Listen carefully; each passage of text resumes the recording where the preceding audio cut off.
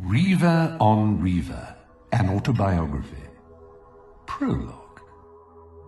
Dear devotees, you hold in your hands a slice of history, an unadulterated and adulterated account of one of the longest, fullest and most scandalous lives ever lived.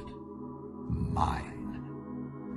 For the intellectually challenged amongst you, and I can say with some certitude that such a definition includes most of you, my dear, dear readers, I present here a brief, abridged extract from one of my least demanding chapters. I do hope you can keep up. Who knows? Perhaps your dim little minds will be encouraged to consume the entire volume. Not that I care a jot. I have your money already.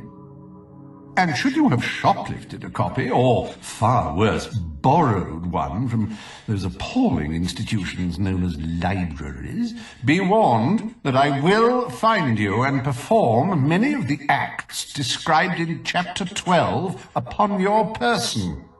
Now, read on, my loves. Chapter 17.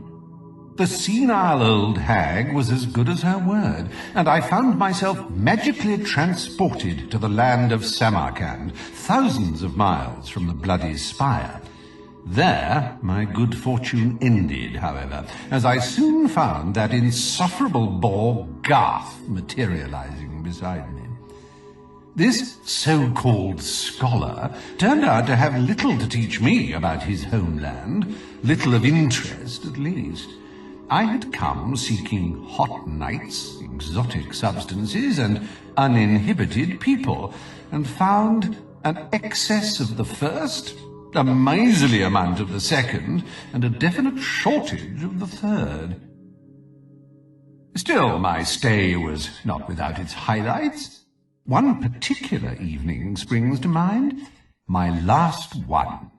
I'd followed my humorless, pedantic companion into what I can only describe as the worst tavern ever to deserve such a moniker.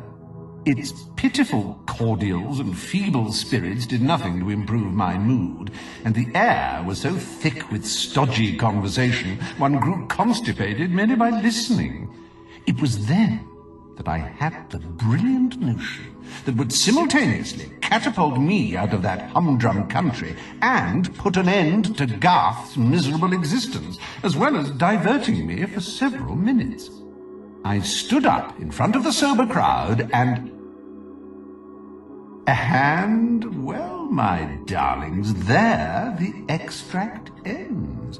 You will have to read the rest of the book to find out what happened.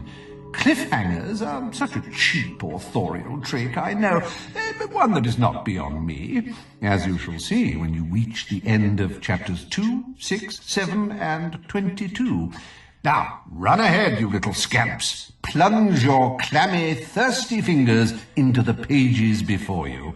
I hope you enjoy reading their contents as much as I enjoyed living them.